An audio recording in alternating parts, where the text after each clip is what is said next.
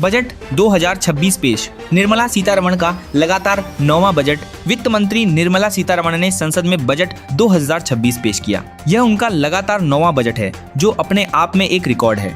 Budget में tax slab में कोई बदलाव नहीं किया गया, जिससे मध्यम वर्ग को सीधी राहत नहीं मिली। हालांकि सरकार ने इसे स्थिरता और दीर्घकालीन विकास वाला बजट बताया है। हेल्थ सेक्टर को बड़ी राहत। कैंसर और शुगर की 17 दवाइयां सस्ती। सरकार ने बजट में कैंसर और डायबिटीज की 17 जरूरी दवाइयों को सस्ता करने का ऐलान किया है। इससे गंभीर बीमारियों से जूझ रहे मरीजों को राहत मिलेगी। स्वास्थ्य विशेषज्ञों का कहना है कि यह फैसला आम आदमी के इलाज का खर्च कम करेगा। सरकार ने हेल्थ इंफ्रास्ट्रक्चर मजबूत करने की भी बात कही है। आयुष को बढ़ावा। 3 नए आयुर्वेदिक एम्स बनेंगे। बजट 2026 में 3 नए अखिल भारतीय आयुर्वेद संस्थान खोलने की घोषणा की गई है। सरकार का उद्देश्य आयुष पद्धति को मुख्य धारा में लाना है। इससे आयुर्वेदिक शिक्षा और रिसर्च को मजबूती मिलेगी। साथ ही मेडिकल टूरिज्म को भी बढ़ावा मिलने की उम्मीद है। रेलवे को बड़ी सौगात। 7 हाई स्पीड रेल कॉरिडोर। सरकार ने देश में 7 हाई स्पीड रेल कॉरिडोर बनाने का ऐलान किया है। इससे लंबी दूरी की यात्राएं आसान और तेज होंगी। इन परियोजनाओं से रोजगार के नए अवसर भी पैदा होंगे। सरकार इसे इंफ्रास्ट्रक्चर विकास का बड़ा कदम बता रही है। बेटियों के लिए बड़ा फैसला। हर जिले में गर्ल्स हॉस्टल। महिला सशक्तिकरण को लेकर सरकार ने हर जिले में एक गर्ल्स हॉस्टल बनाने की घोषणा की है। इससे ग्रामीण और दूरदराज की छात्राओं को पढ़ाई में सुविधा मिलेगी। सुरक्षा और आवास की समस्या से राहत मिलेगी।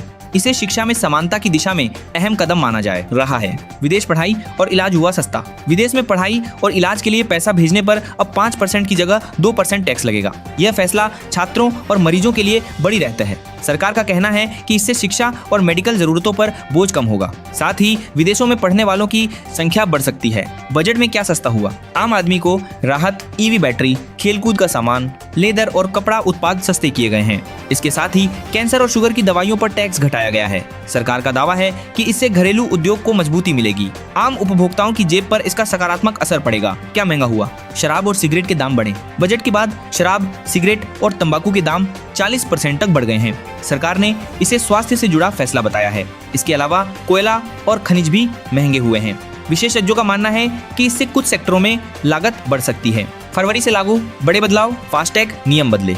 नई कार, जीप और वैन के लिए फास्टैग जारी करते समय अब केवाईबी प्रक्रिया की जरूरत नहीं होगी। इससे वाहन खरीदने की प्रक्रिया आसान होगी। सरकार का कहना है कि इससे डिजिटल ट्रांजैक्शन को बढ़ावा मिलेगा। वाहन खरीदारों को सीधा फायदा मिलेगा। 19 किलो वाला कमर्शियल गैस सिलेंडर 50 रुपए तक महंगा हो गया है। इससे होटल, ढाबा और छोटे कारोबारियों पर असर पड़ेगा। व्यापारियों ने चिंता जताई है कि इससे खाने पीने की चीजें महंगी हो सकती हैं। सरकार ने इसे वैश्विक कीमतों से जोड़ा है। बजट में सेमीकंडक्टर सेक्टर के लिए 400 करोड़ रुपए की घोषणा की गई है। सरकार भारत को चिप मैन्युफैक्चरिंग का बड़ा केंद्र बनाना चाहती है। इससे टेक इंडस्ट्री में निवेश बढ़ेगा। युवाओं के लिए रोजगार के नए अवसर खुलेंगे। प्रधानमंत्री नरेंद्र मोदी ने कहा कि यह बजट सुधारों को नई दिशा देगा। उन्होंने कहा कि भारत तेजी से बढ़ती अर्थव्यवस्था ही नहीं, बल्कि जल्द तीसरी सबसे बड़ी अर्थव्यवस्था बनेगा। पीएम ने स्किल, स्केल और सस्टेनेबिलिटी पर जोर दिया। बजट में खेल इंफ्रास्ट्रक्चर पर खास ध्यान दिया गया है। सरकार ने इंटीग्रेटेड टैलेंट डेवलपमेंट पाथवे की घोषणा की है। इसमें फाउंडेशन से लेकर एलीट लेवल तक ट्रेनिंग दी जाएगी। इससे अंतर्राष्ट्रीय स्तर पर खिलाड़ियों की तैयारी मजबूत होगी। सरकार ने नए इनकम टैक्स एक्ट की घोषणा की है। यह कानून 1 अप्रैल 2026 से लागू होगा। आईटीआर रिवाइज करने की अंतिम तिथि 31 मार्च तक बढ़ा दी गई है। मिस रिपोर्टिंग पर अब 100% पेनल्टी लगेगी। 15 शून्य स्कूलों और 500 कॉलेजों में कंटेंट क्रिएटर लैब्स बनाई जाएंगी।